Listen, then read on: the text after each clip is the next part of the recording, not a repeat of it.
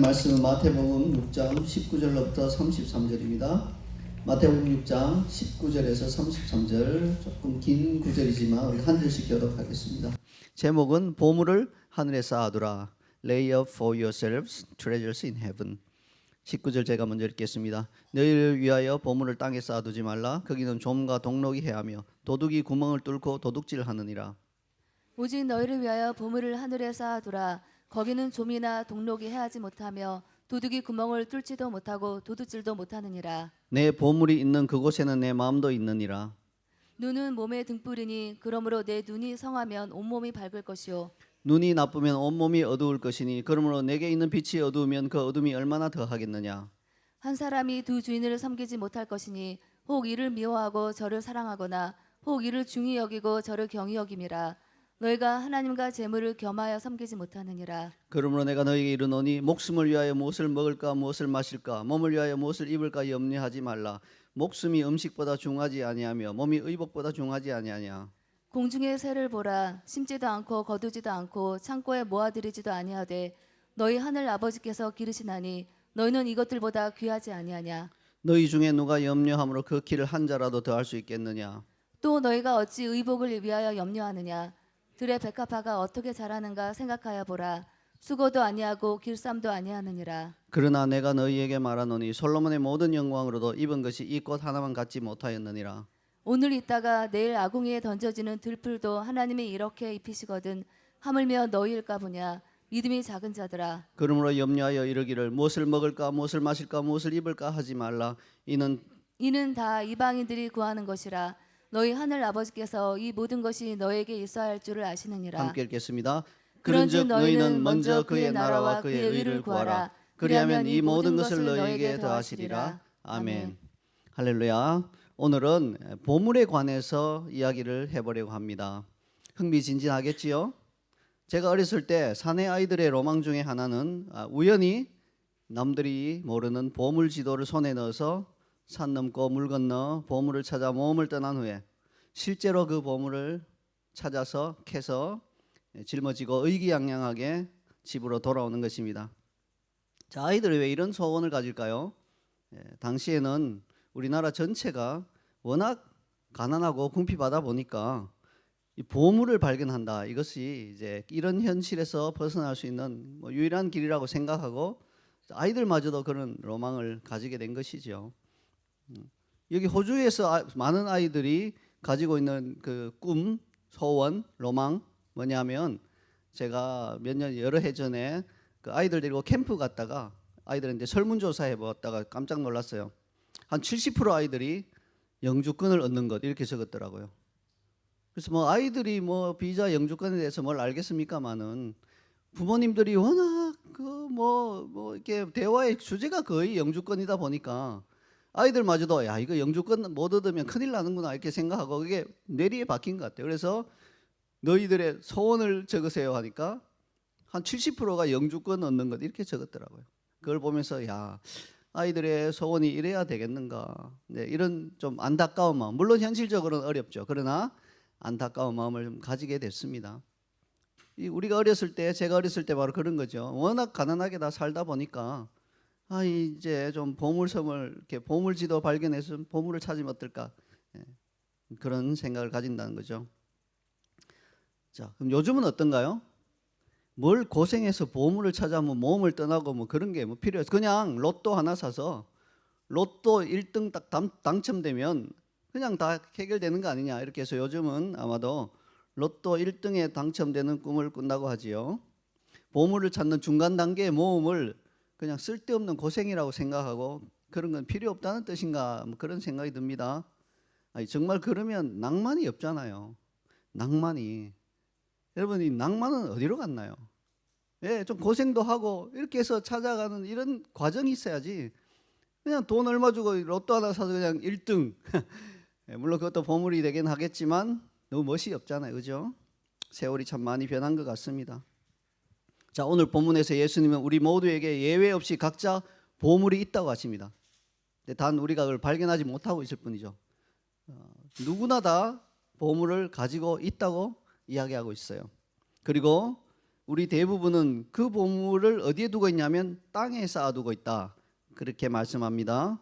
자, 와, 예수님께서 보물 지도를 우리 손에 지금 쥐어 주려고 하시는 걸까요? 네, 그렇습니다. 자, 그런데 예수님께서 우리 손에 쥐어 주시는 그 보물 지도는 땅에 쌓아두는 보물을 발견하게 해주고요. 발견하되 그 보물을 캐내서 내 것으로 하는 게 아니라 버려버릴 수 있도록 도와주시는 거예요. 그리고 우리로 하여금 그 땅에 쌓은 보물은 버려버리고 하늘에 쌓아두는 보물을 발견할 수 있게 해주시는 보물지도입니다. 그러므로 오늘 우리의 보물 탐험의 여정은 먼저 땅에 쌓아두는 보물을 발견한 것이고요. 그리고 그것을 버린 다음에 하늘에 쌓아둔 보물을 찾아서 떠나는 것이 되겠습니다. 그리고 그 여정은 산 넘고 물 건너 모험을 떠나는 것 이상으로 흥미진진하고 모험으로 가득한 그런 여정이 될 것입니다. 잘 따라오시기 바랍니다. 자, 그 놀라운 여정의 시작으로 땅에 쌓아두는 보물이 무엇인지 알아보도록 하겠습니다. 19절로부터 21절까지 함께 읽겠습니다. 너희를 위하여 보물을 땅에 쌓아두지 말라. 거기는 종과 동록이 해하며 도둑이 구멍을 뚫고 도둑질하느니라. 오직 너희를 위하여 보물을 하늘에 쌓아두라. 거기는 좀이나 동록이 해하지 못하며 도둑이 구멍을 뚫지도 못하고 도둑질도 못하느니라. 내 보물 있는 그곳에는 내 마음도 있느니라. 아멘. 예수님은 땅에 쌓아두는 보물이 있는 그곳에는 우리의 마음이 있다 하십니다. 다시 말해서 땅에 쌓아두는 보물을 발견해서 야, 이게 보물이군 하고 꺼내보면 놀랍게도 그 보물에 내 마음이 함께 칭칭 묶여 있는 것을 발견하게 될 것이라는 말이에요. 이것이 바로 이 땅에서 우리가 보물로 여기는 것들의 가장 큰 특징입니다. 뭐 그렇잖아요. 우리가 어떤 걸 진정한 보물로 여기고 아낀다면 뭐 우리 마음은 온통 거기 가 있을 거 아닙니까? 그래서 시간만 나면 그 보물을 꺼내서 자랑 삼아 들여다보고 기뻐하고 또 사람들에게 보여주기를 원하고 또 안전한 곳에 두고 뭐 이렇게 하는 것이 일반적인 상황입니다. 예를 들어서 어떤 사람의 보물이 많은 재물이라고 한다면 그 사람은 자주자주 자신의 돈이 이렇게 재산이 분산되어 있는 그런 통장들을 확인하고 점검하면서 많은 재물을 굉장히 뿌듯해하며 자랑스러워하고 아낄 것입니다. 아마도 하루 종일 그 마음이 돈에 가 있고 자신이 가진 많은 돈을 생각만 해도 마음이 든든할 것입니다. 혹시라도 그 돈이 사라질 수 있다고 생각하면 그냥 아찔해지고 그냥 머리가 허옇게 되는 것이죠. 자, 그리고 또 어떤 사람의 보물이 만약에 자신의 자녀라면 그 사람의 마음은 온통 자녀에게 가 있고요. 자녀와 관계된 일이라면 뭐 가장 큰 우선순위를 차지하게 될 것입니다. 또한 자녀에게 무슨 일이 생긴다면 그 세상이 온통 무너지는 그런 충격을 받을 것입니다. 왜? 자녀가 보물이기 때문에. 또한 만약에 어떤 사람의 보물이 사람들의 인정을 받는 것이라면 그는 사람들에게서 인정 얻기 위해서 늘 거기 초점을 두고 마음을 쏟게 될 것입니다. 사람들이 자신을 인정하고 칭찬해 주지 않으면 정말로 못 견뎌야 할 것입니다. 사람들의 인정을 얻기 위해서 무슨 짓이든지 할 수 있습니다. 이게 바로 그 사람의 보물인 것이죠. 자, 그러면 여기 앉아 계신 여러분들 이렇게 말할 수도 있을 거예요. 아유, 나는 뭐 보물이 없네요. 그러면 나는 돈도 거의 없고 자녀도 뭐 자랑할 만한 것이 없고 사람들의 인정과 칭찬을 얻고 싶은 생각도 전혀 없어요. 그러니 나에게는 땅에 쌓아둘 보물이 없어요. 과연 그럴까요? 놀랍게도요, 우리는 부정적이고 우리를 파괴하는 것까지 우리의 보물로 삼을 수 있는 존재들입니다. 왜? 우리 혼이 타락이기 때문에. 우리는 파괴적이고 부정적인 것까지 그걸 그냥 미련하게 그걸 보물로 삼을 수도 있는 존재라는 것이요. 실제로 수많은 사람들이 그렇게 살아가고 있어요. 이게 어떻게 가능할까요? 실제적인 예를 들어볼게요. 정말로 친자매처럼 서로 사랑하며 아끼고 가깝게 지내는 두 친구가 있다고 합시다. 날마다 모든 일을 함께하고 서로 마음이 통해서 뭐 밤을 새서 대화를 해도 즐겁고 그렇습니다. 그런데 어느 날 두 친구 중에 하나가 불의의 교통사고로 갑자기 세상을 떠났습니다. 혼자 남게 된 친구는 충격과 함께 큰 슬픔에 잠깁니다. 그리고 그 친구는 시간이 지나도 슬픔을 극복하지 못하고 슬픔을 극복하면 좋은데 어떻게 해서든지 극복을 하면 좋은데 그게 극복이 안 되고 우울증과 같은 증상이 찾아오고 슬픔 때문에 계속해서 늘 마음에 슬픔을 안고 살아갑니다. 그리고 그 친구를 생각만 해도 슬퍼서 하루 종일 일을 못합니다. 그러면 슬픔이 바로 그 친구의 보물이 되는 것입니다. 죽은 친구를 생각하면서 늘 마음이 아픈 상태로 살아가는 것. 이 슬픔이 보물이 될 수도 있다는 거예요. 어떤 사람은요, 분노가 보물이 될 수도 있어요. 누가 자기에게 뭔가 조금만 잘못된 말, 기분 나쁜 말, 거슬리는 말을 하면 그 사람을 향한 막 분노가 이렇게 솟아올라서 그게 가시지 않는 거예요. 생각할수록 기분 나쁘고 막 하루 종일 생각하고 있고, 이게 이제 분노가 그 사람의 보물이 되는 거예요. 끔찍하지 않습니까? 또 어떤 사람의 보물은 도박이 될 수도 있습니다. 만약 어떤 사람이 도박에 빠져서 돈이 생기기만 하면 막 도박하러 가고, 심지어 다른 사람들에게, 아는 사람들에게 막 돈을 빌려서 도박을 하고, 밤낮 생각하는 게, 자리에 누워서도, 잠자리에 누워서도 야, 내가 내일 어떻게 해서 이 돈을 좀 따야 되겠다, 이렇게 생각하고 도박에 온통 마음이 가 있다면 안타까운 일이지만 그 사람의 보물은 도박입니다. 예수님께서 내 보물 있는 곳에는 내 마음이 있느니라 하신 것처럼 날마다 그 도박하는데 마음이 계속 가 있기 때문에 틀림없이 그 사람의 보물은 도박인 것입니다. 그러면 여러분은 또 이렇게 말할 수 있을 겁니다. 나에게는 돈도 자녀도 사람들의 인정과 칭찬도 슬픔도 도박도 나의 보물이 아닙니다. 나는 그 어느 것에도 내 마음이 가 있지 않습니다. 물론 그럴 수 있겠죠. 하지만 여러분 이것을 아셔야 합니다. 여러분 중에 하루에 마음이 가장 많이 가 있는 것이 바로 여러분의 보물이에요. 이게 이제 도박이 아닐 뿐이지, 그렇죠? 자녀가 아닐 뿐이지, 뭔가에 여러분의 마음이 하루 종일 많은 양이 가 있는 게 있을 거예요. 그게 바로 여러분의 보물입니다. 여러분, 어떤 학생은 그것이 학교 성적일 수도 있어요. 자나깨나 막 학교 성적 1등 올라가는데 이제 한 등수 올라가는데 목숨을 걸고요. 뭐 한 등수 떨어지면 세상이 무너지는 것 같고, 온통 생각이 성적에 가 있다면 그게 도박일 수 있어요. 그게 보물일 수 있죠. 어떤 직장인은 승진에 목을 맨 직장인이 있어요. 그래서 뭐 주일날에도 교회 가지 말고 회사 나와 하면 뭐 꼼짝없이 회사 나와야 되고, 이 승진에 목숨을 건 직장인인데 이 승진은 바로 그의 보물이 될 수 있다는 것입니다. 심지어 그것은 육체적인 질병일 수 있어요.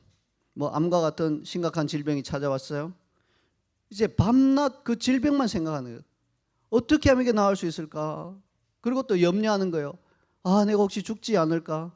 그래서 밤낮 골몰 하는 게 그 자신의 그 육체적 질병에 초점을 맞추고 생각하고 있다면, 그 마음이 거기에 온통 가 있다면, 그것이 바로 그의 보물이 되는 것입니다. 그러므로 우리 모두는 어떤 형태로든지 이 땅에 쌓아두는 보물을 반드시 가지고 있습니다. 여러분 자신도 한번 나의 보물이 무엇인가 이 시간 한번 생각해 보세요. 근데 그게 잘 발견되지 않습니다. 쉽게 발견이 안 돼요. 왜 그럴까요? 그게요, 우리 가장 어두운 곳, 깊은 곳에 숨겨져 있기 때문에 자기 자신은 잘 몰라요. 내가 그걸 보물로 여기든지. 뭐 당장 우리가 하나 예를 들면 어떤 사람이 자녀를 막 보물로 여기고 막 자녀 때문에 어떻게 못하면 주변 사람들은 아는데 자기는 몰라요. 뭐 나는 내 자녀를 좀 사랑하는 것뿐이야, 좀 특별하게 사랑하는 것뿐이야, 이런 정도로 생각하지 그게 좀 문제가 있을 수 있다라는 것은 자기는 잘 모를 수 있다는 거예요. 그러므로 우리 보물을 우리가 발견하기는 쉽지 않아요. 자, 그런데 땅에 쌓아두는 보물에는 큰 문제가 있습니다. 그게 이제 뭐 우리에게 유익을 끼쳐주고, 뭐 어두운 곳에 숨어 있더라도 숨어서 우리에게 유익을 이렇게 끼쳐준다면 좋은데 그게 아니라는 데 문제가 있어요. 예수님은 땅에 쌓아두는 보물은 좀과 동록과 도둑이 큰 위협이 된다고 말씀하십니다. 이것을 생생하게 좀 설명을 드리면 이래요. 자, 명품옷 한 벌에 막 수백만 혹은 수천만 원짜리 하는 명품옷이 있을 수 있어요. 어떤 사람이 명품옷을 너무 좋아해서 많이 사서 옷장에 걸어두었습니다. 잘 입지도 않아요. 명품옷은 아까워서 잘 못 입잖아요. 그러니까 많이 사서 그냥 일단 걸어뒀어요. 시간이 좀 많이 흘러서 옷장 문을 열어보니까 습기가 찼는지 좀이 그 명품옷을 많이 쓸어버린 거예요. 그래서 곳곳에 막 구멍이 뻥뻥 나 있어요. 도저히 입을 수 없는 상황이 될 수 있다는 것입니다. 어떤 사람이 혹은 청동으로 만든 정교한 고대 조각상을 가지고 있어서 너무너무 좋아하는데 좀 어디에다 뒀는데 여기 역시 습기가 찼는지 어느 날 열어보니까 동록이 쓸어 있어요. 파랗게 쓸어요. 동록은 쇠가 녹이 쓸 때는 좀 불그스름하게 쓸잖아요. 청동이 녹이 슬면 새파랗게 슬어요. 그래서 파랗게 슬어서 이게 녹이란 게 닦아내면 되는 게 아니잖아요. 그 자체가 화학적 변화이기 때문에 닦아버리면 닦이지도 않고 작품 자체가 훼손되죠. 그래서 다 망쳐버려서 가치가 제로가 될 수도 있다는 겁니다. 그러면 좀과 동록이 해할 수 없는 게 있지. 다이아몬드. 그죠? 다이아몬드는 영원히. 다이아몬드는 결코 변하지 않는 상징이니까 그것은 뭐 괜찮겠지 하고 뒀는데 웬일입니까? 어느 날 도둑이 몰래 와서 다이아몬드를 통째로 훔쳐가 버렸어요. 흔적도 없이 사라져 버릴 수도 있다는 것입니다. 그러므로 예수님의 이 말씀의 의미는 뭡니까? 땅에 쌓아두는 보물은 우리가 그것을 의지하고 있다 보면 언젠가는 우리에게 어떤 형태로든지 손해를 끼칠 수 있다는 거예요. 피해를 끼칠 수 있다는 것입니다. 앞서 잠깐 예를 든 것처럼 학교 성적이 자신의 보물인 학생은 성적을 올리거나 유지하기 위한 스트레스가 이만저만이 아닙니다. 호주는 덜한데 한국은 특히 제가 성장하던 시절에는요, 이 성적에 대한 스트레스가 정말 심했습니다. 그래서 전교 1등 하는 애가 시험 쳐서 전교 2등이 되면 그만하면 잘하는 거잖아요. 근데 뭐 난리가 나는 거예요. 집에서도 야단 맞고 너 어떻게 했길래 한 등수 내려갔느냐 막 이렇게 야단 맞는 그런 스트레스 얼마나 힘들겠습니까? 그 성적 때문에 자살하는 학생들에 관한 소식도 안타깝지만 종종 들을 수 있습니다. 이런 것들이 바로 우리가 보물로 여기는 것들이 오히려 우리에게 큰 손해를 끼치는 경우입니다. 자, 그러면 여러분들에게 묻습니다. 여러분의 보물은 뭔가요? 아까 말씀드린 것처럼 문제가 있다고 했죠. 나는 나의 보물이 뭔지 잘 모릅니다. 무의식적으로 내 마음이 가 있기 때문에 내가 그냥 그것을 의식적으로 알며 생각하는 것도 있을 수 있지만 많은 경우 한 빙산의 그 일각처럼 내가 의식적으로 알고 생각하는 부분은 물 위에 떠 있는 한 10%, 15%이고요. 나머지 85% 내가 무의식적으로 내 마음이 계속 가 있기 때문에 잘 모른다는 것이에요. 그게 우리의 문제입니다. 우리는 보통 우리의 보물이 무엇인지 잘 알지 못합니다. 예수님께서는요, 그 이유를 설명해 주십니다. 22절과 23절을 우리가 함께 읽겠습니다. 눈은 몸의 등불이니 그러므로 내 눈이 성하면 온몸이 밝을 것이요 눈이 나쁘면 온몸이 어두울 것이니 그러므로 내게 있는 빛이 어두우면 그 어둠이 얼마나 더하겠느냐. 자, 이 구절에서 예수님께서는 육신의 눈만을 말씀하고 있는 것이 아닙니다. 우리 내면의 눈, 즉 우리 속사람의 눈을 또한 말씀하고 있는 겁니다. 예수님이 말씀하시는 내게 있는 빛이란 뭘까요? 우리 안에 무슨 빛이 있나요? 우리가 자체적으로 빛을 내는 존재인가요? 아니에요. 우리는 자체적으로 빛을 낼 수 없는 존재. 우리 안에는 어둠이 가득하 있기 때문에 우리는 빛을 낼 수 없는 존재. 그런데 우리 안에 있는 유일한 빛은 뭡니까? 하나님의 진리의 말씀으로 오는 빛이에요. 자, 그 빛을 예수님이 의미하는 것이죠. 하나님의 말씀을 통한 진리의 빛이 우리 안에 충분히 있지 않으면 어떻게 될까요? 그리스도인을 하더라도 하나님의 말씀의 진리의 빛이 아주 희미하게 올 수 있습니다. 여러분, 희미한 불빛 아래 있어 본 적 있습니까? 뭔가 조금은 윤곽은 보이지만 제대로 안 보이잖아요. 그런 것이에요. 그러면 우리 내면의 눈은 어두울 수밖에 없습니다. 빛이 없으면 우리 눈이 아무리 좋아도 소용없어요. 아시죠? 여러분, 눈 시력이 2.0인 친구 혹시 여기 있을까요? 자랑하지 마세요. 몽골 사람들은 4.0에서 5.0이 평균이에요. 그래도 우리 가운데는 뭐 2.0이면 탁월하죠. 그러나 그 좋은 눈도 희미한 빛이 있는 방 안에, 끔끔한 방 안에 가 있으면 아무 소용없어요. 안 보입니다. 왜? 빛이 없기 때문에. 하나님의 말씀의 진리의 빛이 우리 안에 희미하다면 우리 눈은 어두울 수밖에 없어요. 우리 눈이 어두우면 우리의 보물이 어디에 있는지 잘 찾지 못합니다. 어쩔 수 없어요. 예수님께서 바로 이 말씀을 하고 있는 것입니다. 우리 땅에 쌓아두는 보물, 아까 말씀드린 우리 각 사람에게 있는 그 보물은 우리의 가장 어둡고 깊은 곳에 우리가 쌓아두기 때문에 우리의 눈이 진리의 빛이 환하게 비춰오지 않으면 도저히 찾을 길이 없어요. 여러분, 혹시 캄캄한 밤 길거리에서 실수로 동전을 떨어뜨렸다면 어떻게 하면 그 동전을 찾을 수 있을까요? 몸을 굽혀서 막 손으로 땅을 막 더듬어 보면 찾을 수 있을까요? 물론 어쩌다가 이렇게 운이 좋아서 딱 걸릴 수 있는데 그건 손을 많이 더럽히는 그런 방법이죠. 더듬다가 뭐 못이라도 있으면 찔려요. 가장 좋은 방법은 모바일 폰을 딱 꺼내서 딱 내리면 손전등 있죠.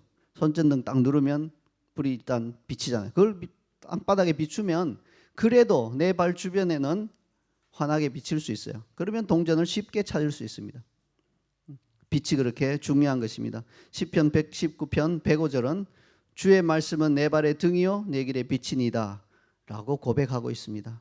그러므로 우리의 내면을 하나님의 말씀으로 가득 채우면 우리 속사람의 눈은 성하게 되어서, 성하게 된다 하는 말은 아주 좋아진다는 말입니다. 그래서 온 몸이 밝을 것입니다. 예수님 지금 이 말씀을 하고 있어요. 그러면 우리 안에 어두운 부분이 조금 더 없게 되는 것이에요. 자, 그러면 아주 당연한 말이지만 우리 내면의 어둠 가운데 숨어있던 우리의 보물이 아주 쉽게 실체가 드러나게 됩니다. 그렇게 어둠 가운데 손으로 막 더듬어서 찾아보려고 했지만 찾지 못했던 그 보물의 실체가 드러나게 된다는 것입니다. 어둠 가운데 숨어있는 땅에 쌓아둔 보물을 발견하면 우리는 어떻게 반응할까요? 아이고 반갑다. 여기 있었네. 내가 너를 더욱 아끼고 더 소중하게 보관할게. 그러지 않습니다. 그래서는 안 됩니다. 빛 가운데 드러난 우리 보물의 실체를 알게 되면요, 깜짝 놀랄 거예요. 아니 내가 이런 더럽고 누추한 것을 보물로 여기고 있었던가? 이 용서하지 못하는 분노의 마음 보기만 해도 아마 끔찍할 거예요. 빛 가운데서 보면 끔찍할 거예요. 심지어 자녀를 향한 사랑, 빛 가운데서 보니까 그게 진정한 사랑이 아니라 왜곡된 사랑이었는데 어이 끔찍해. 이렇게 될 거란 말이에요. 돈을 향한 내 마음, 아 이거 좋은 건 줄 알았는데 돈이 많으면 마음이 막 그냥 인심이 넉넉해지고 뭐 베풀 수도 있고 이거 좋은 것 아닌가 막연히 생각했던 게 실제로 보니까 빛 가운데 보니까 내 마음이 하나님보다 훨씬 돈에가 있네. 이게 문제네. 이걸 발견하게 된다는 것입니다. 그래서 이것이 나를 망치고 있다는 사실을 깨닫게 되는 거예요. 그 전까지는 그걸 못 깨달아요. 여러분 이걸 깨닫는 게 중요해요. 아, 내 마음이 좀 돈에 많이 가 있네. 아, 내가 물질을 좀 사랑하는 자구나. 이런 정도로 아는 것과 이것 때문에 나와 하나님의 관계가 망가지고 이것 때문에 이웃과의 관계가 망가지고 나 자신이 영적인 면에서 망가지고 있다는 것을 깨닫는 것은 별개의 문제예요. 예, 내가 돈을 향해서 마음이 좀 가 있구나 하는 걸 발견하는 그것도 어렵지만 그로 인해서 나의 삶이, 나의 영적인 삶이 망가지고 있다는 것을 깨닫는 것은 진리의 빛이 아니면 불가능합니다. 그래서 우리에게는 진리의 빛이 필요한 것이에요. 그러면 우리 눈이 성해져서 우리가 진짜로 아끼고 있는 그 보물이 뭔지를 알게 되고 그 실체를 알게 되고 내 마음이 거기에 징징 묶여 있다는 걸 알게 되고 벗어나야 된다는 것을 깨닫게 된다는 것입니다. 바로 그와 같은 의미에서 예수님은 그 다음 구절을 우리에게 들려주셨습니다. 24절을 함께 읽겠습니다. 한 사람이 두 주인을 섬기지 못할 것이니 혹 이를 미워하고 저를 사랑하거나 혹 이를 중히 여기고 저를 경히 여김이라. 너희가 하나님과 재물을 겸하여 섬기지 못하느니라. 아멘. 예, 우리 마음이 재물에 막 온통 가 있고 마음이 그게 칭칭 묶여 있으면서도 이렇게 말하면 안 된다는 거예요. 아, 나는 이거는 이거고 하나님을 나의 주인으로 알고 잘 섬기고 있습니다. 뭐 둘 다 하고 있어요. 이렇게 말하면 안 된다는 거예요. 왜? 우리 마음을 딱 나누어서 절반은 재물에 가 있고 절반은 하나님께 가 있을 수 없다고 말씀하십니다. 어둠 가운데 있는 나의 보물이 나도 모르는 사이에 나의 주인이 되어버리는 것입니다. 그래서 왜냐하면 날마다 그 보물을 생각하며 그곳에 내 마음이 가 있기 때문에 그래요. 내 마음의 충성을 받는 것, 그것이 바로 나의 주인입니다. 여러분 우리와 하나님 관계는 계약 관계가 아니에요. 가족의 관계예요. 가족의 관계. 그래서 여러분 아내가 남편에게, 남편이 아내에게 이렇게 말할 수 없잖아요. 내가 내 시간의 50%는 당신에게 정말 충실하지만 나머지 50%는 딴 남자, 딴 여자에게 가서 충실할 거다. 예, 일주일에 절반은 내가 그 집에 가서 살고 절반은 여기 와서 살게. 안 되잖아요. 그건 안 되는 것입니다. 100% 헌신해야죠. 그래서 재물과 하나님을 겸하여 섬길 수 없다고 예수님은 단정해서 말씀하셨어요. 그럼 우리는 재물과 하나님 중에 어느 한쪽만을 주인으로 섬길 수 있도록 결정해야 하는 것입니다. 여러분 이 시간 오직 하나님만을 여러분의 보물로 여기고 여러분의 주인으로 섬기겠다고 결심하시나요? 정말 잘 하시는 것입니다. 만약에 지금 이 시간 그렇게 결심하신다면 비록 그 결심이 또 교회 밖에 나가면 좀 흔들릴지라도 지금 여기서라도 좀 결단하는 시간을 가지셔야 돼요. 그래야지 그것이 집에 가서도 또 생각이 나고 유지될 수 있어요. 여기서조차 뭐 모르겠어요 하면 뭐 집에 가서는 게임 끝이죠. 뭐 그게 내 마음의 보물이 막 그냥 또 거기에 온통 마음이 갈 수밖에 없는 것입니다. 지금 여러분 우리 한 30초 정도 결단의 기도를 좀 올려드리기 원합니다. 하나님, 내 마음의 보물이 뭔지 보여주세요. 나도 몰랐던 그곳, 주님 진리의 빛을 지금 받았습니다. 말씀을 받았습니다. 하나님, 그 빛으로 인해서 내가 정말로 귀하게 여기고 정말 나를 손해를 끼치고 해를 입히는 것인데도 불구하고 내가 그것을 보물로 붙들고 있는 게 뭔지 보여달라고 하고, 하나님, 내가 이 보물을 버리겠습니다.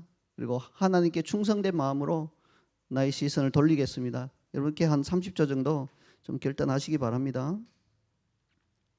주님, 그렇습니다. 내 마음의 주인이 누구인지 보게 하시옵소서. 주님, 내가 세상을 향했던 마음들, 그것들 버리고 주님께로 다시 돌이킵니다. 주님, 나의 마음을 받아주시옵소서. 오직 하나님만이 나의 보물이 되게 하여 주시옵소서. 자, 여러분 그렇게 기도했다면 말로 그쳐서는 안 돼요. 삶에서 실천해야 합니다. 실천하려고 노력해야 됐습니다. 자, 어둠 가운데 있는 우리의 보물을 버리는 것은 결코 쉬운 일이 아니라는 것을 기억하시기 바랍니다. 우리가 보물을 하늘에 쌓아두기 위해서 실천해야 할 사항들을 주님께서 말씀하시는데요, 쉽진 않아요. 그래서 주님께서 두 가지 예화를 들어서 야, 생각해봐라, 이렇지 않냐, 그러니까 너희도 좀 버려라, 하나님만 의지해라, 이걸 말씀해주고 있습니다. 자, 25절을 함께 보겠습니다. 그러므로 내가 너에게 이르노니 목숨을 위하여 무엇을 먹을까 무엇을 마실까 몸을 위하여 무엇을 입을까 염려하지 말라. 목숨이 음식보다 중하지 아니하며 몸이 의복보다 중하지 아니하냐. 네, 그 예수님이 예로 든 것은 이 뒤에 쭉 나오는데 좀 길어서 시간 관계상 생략가 있습니다. 제가 설명을 해드릴게요. 자, 이 구절에서 예수님의 말씀에 따르면 땅에 쌓아두는 어둠 속에 우리의 보물은 뭐 돈이나 직장에서 승진, 자녀처럼 눈에 보이는 어떤 단순한 것을 넘어선 더 깊은 것이라고 하십니다. 그래서 본질적으로 거의 모든 사람들이 땅에 쌓아두는 보물은요, 다른 게 아니라 바로 의식주에 대한 우리의 염려예요. 어떻게 하면 이 세상을 내가 잘 먹고 잘 입고 좋은 곳에 살면서 살아갈까 하는 그 염려, 그것이 본질적으로 거의 모든 사람들에게 있는 바로 그 사람의 보물이라고 말씀하고 있습니다. 이 말씀에 우리 모두가 과연 그렇다고 고개를 끄덕이며 인정할 수밖에 없을 것입니다. 우리 중에 이런 것들에 대해서 자유로운 사람이 있습니까? 없지요. 없습니다. 저조차도 저는 자신할 수 없어요. 저는 자유합니다 말하고 싶은데 아니에요. 당장 쌀떡에 쌀이 떨어지고 돈이 한 푼도 없으면 염려가 바로 찾아오는 연약한 존재입니다. 만약에 정말로 어떤 한 사람이 하나님만을 의지하기 때문에 의식주에 대한 염려가 전혀 없는 사람이 있다고 한다면 그 사람은요, 정말 보물을 하늘에만 쌓아두는 놀라운 사람이라고 할 수 있어요. 이렇게 믿음이 약한 우리를 위해서 예수님은 우리가 정말 우리의 보물을 하늘에 쌓을 수 있도록 염려를 떨쳐버리고, 염려라고 하는 우리의 보물을 버릴 수 있도록 우리 주위에서 흔히 볼 수 있지만 우리가 별로 가치가 있다고 생각하지 않는 두 가지 것들에 대한 예를 들어주십니다. 하나는 공중의 새이고 하나는 들의 백합화입니다. 공중의 새라고 하면 무슨 새인지 여러분 잘 모르시겠죠? 무슨 새 같아요? 예? 공중의 새. 뭐 벌써 해버렸네. 이거 우리 조교가 너무 마음이 넓어서 질문을 하는데 벌써 답을 딱 펴줬네요. 예, 저는 처음에 이 설교를 준비하면서 저도 잠시 헷갈려서 참새인 줄 알았어요. 예, 뭐 참새에 대한 이야기가 예수님이 하신 게 나오니까. 근데 그게 아니라 예수님이 공간복음의 다른 부분에서 설명할 때는 까마귀라고 하셨어요. 까마귀. 예. 이 까마귀가 좀 우리 대부분 사람들이 까마귀를 보면 재수 없다고 생각하고 별로 안 좋아하죠. 예. 이름에도 벌써 뭐 까마귀잖아요. 그러니까 이거 그리스도인들은 더욱 마음에 안 드는 이름이에요. 저도 옛날에 스리랑카라고 하는 작은 섬나라를 여행할 때 이게 뭐 그 나라는 까마귀 천지더라고요. 뭐 온통 길거리에 까마귀예요. 그냥 음식 어디 조금만 옆에 이렇게 벤치 같은 데 앉아서 먹다가 옆에 두면 어느 틈에 까마귀가 와서요, 채가는 걸 봤어요. 신경이 많이 쓰이더라고요. 자, 그런데 예수님은 하늘 아버지께서 이런 까마귀 한 마리 한 마리 다 먹이신다. 다 먹이신다. 이 까마귀가 뭐 농사 짓고에 필요 없다. 물론 이제 사람한테 이렇게 훔쳐가는 그런 것은 있지만 우리는 사람의 입장에서 그건 훔쳐가는 거지. 까마귀 입장에서는 그냥 자기 음식에 먹고 싶은 본능대로 행동하는 거예요. 뭐 비난할 건 없어요. 이런 까마귀조차 다 먹이신다. 또 다른 하나는 들의 백합화입니다. 이건 호주에서 백합화 살려면 꽤 비싼 거예요 아마. 제가 생각에 한 백합화 한 몇 송이 살려면 한 2, 30불은 줘야 될 것 같은데, 예수님께서 말씀하시는 들의 백합화는 유대 들판에 그냥 이곳저곳 저절로 지천으로 피어 있는 흔하디 흔한 꽃입니다. 심지어는 사람들이 그걸 막 많이 거두다가 좀 말려서 아궁이에 던져 넣어서 땔감으로도 쓴다고 합니다. 그런데 예수님은 하늘 아버지께서 이런 백합화도, 이 하잘것없는 이 백합화도 솔로몬의 가장 영광스러운 옷보다 더 아름답게 치장해 주신다고 말씀하십니다. 실로 하나님께서는 우리를 까마귀나 백합화보다 훨씬 더 귀하게 생각하시는데, 정작 우리 자신은요, 먹을 것, 마실 것, 입을 것에 대해서 염려하고 하나님을 믿지 못하고 있다는 것입니다. 그래서 예수님은 믿음이 작은 자들아 이렇게 책망하고 있습니다. 근데 현실에서 이게요, 말씀은 말씀인데 현실에서는 쉽지 않은 것은 사실이에요. 저도 고백합니다. 여러분 혹시 은행 통장에 돈이 한 푼도 없고 정말로 동전마저 다 떨어진 경험을 해본 적이 있습니까? 그런 경험이 없다면 뭐 잘 실감이 안 나실 텐데, 그런 경험을 해보신 분은 그때 어떤 생각이 들었나요? 그때도 염려하지 않을 수 있었나요? 저도 2005년 호주에 온 이후에 그와 같은 경험이 딱 2번 있었습니다. 정말 마지막 동전을 탈탈 끌었어요. 최소한의 금액으로 차량에 주유를 했어요. 왜? 기름이 막 빨간불이 완전 밑에 바닥까지 떨어져 있었으니까 이 기름을 안 넣으면 집에까지도 못 가겠더라고요. 근데 여러분 그거 아세요? 주유소에서 얼마 이하는 주유가 안 되는 거 아세요? 예, 1달러 주유 안 돼요. 최소한의 주유 뭐 이게 있어요. 동전을 긁어보니까 최소한 주유할 수 있는 그 정도는 되더라고요. 그래서 그만큼 주유하고 동전 다 틀어서 하나하나 세서, 나이 드신 분들이 좀 계산대 앞에서 좀 그렇게 하죠.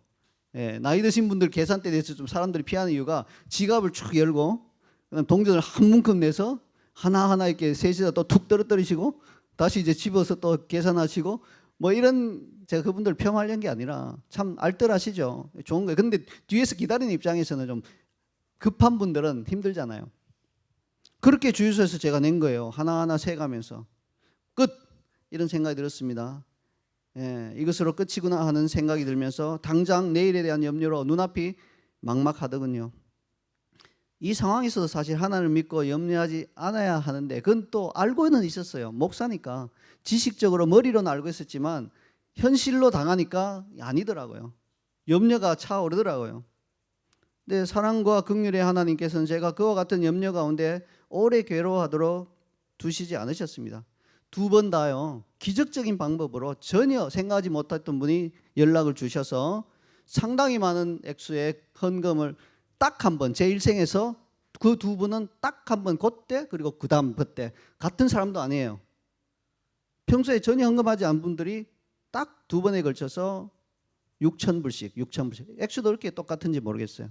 헌금해 주셔서 위기를 벗어난 기억이 납니다. 제가 워낙 연약해서 그 상태가 며칠 계속되면 아마 염려로 인해서 그냥 쓰러질 것 같으니까 하나님께서 긍휼히 여기셔서 까마귀도 먹이시고 들의 백합화도 입히시는 그 하나님께서 이 불쌍하고 연약한 이 종을 위해서, 야, 보니까 이제 염려 굉장한 모드로 들어가고 있는데 며칠 지나면 큰일 나겠다 싶으니까 하나님의 그 사람들을 통해서 공급해 주셔서 그걸로 이제 염려를 이제 벗어나게 해 주셨던 그런 기억이 있습니다. 저는 우리 지체들 중에서요, 재정적으로 많이 어려운 상황을 하루 이틀도 아니고 여러 달, 심지어 여러 해를 믿음으로 꿋꿋하게 잘 견디고 감당해 오는 분들 보면서 참 큰 감동을 받습니다. 저분들은 정말 저보다 나은 분들이다. 내가 저 상태에 있으면 나는 어떻게 했을까? 이렇게 비교하고 생각해보고 그렇게 합니다. 여러분, 남을 비교하는 게 다 나쁜 건 아니에요. 좋은 어떤 신앙적인 부분은 비교하면서 교훈도 얻어야 되죠. 목사인 저도 우리 성도들에게도 교훈을 얻습니다. 이제 말씀의 결론을 맺겠습니다. 자, 그러면 이 모든 것의 결론은 뭡니까? 33절입니다. 함께 우리 이 결론을 읽도록 하겠습니다. 그런즉 너희는 먼저 그의 나라와 그의 의를 구하라. 그리하면 이 모든 것을 너희에게 더하시리라. 땅에 쌓아두는 보물을 버리고 하나님 나라와 하나님의 의가 여러분의 보물이 되게 하십시오. 그러면 그것이 여러분이 하늘에 쌓아두는 진정한 보물이 되게 될 것입니다. 그것은요, 좀과 동록과 도둑이 절대 가져가지 못하는 영원한 여러분의 보물입니다. 만약 여러분이 진정으로 하나님 나라와 하나님의 의를 여러분의 보물로 삼을 수 있다면, 어떻게 해서든지 삼을 수만 있다면 여러분의 마음은 그 즉시 하늘에 있게 될 것입니다.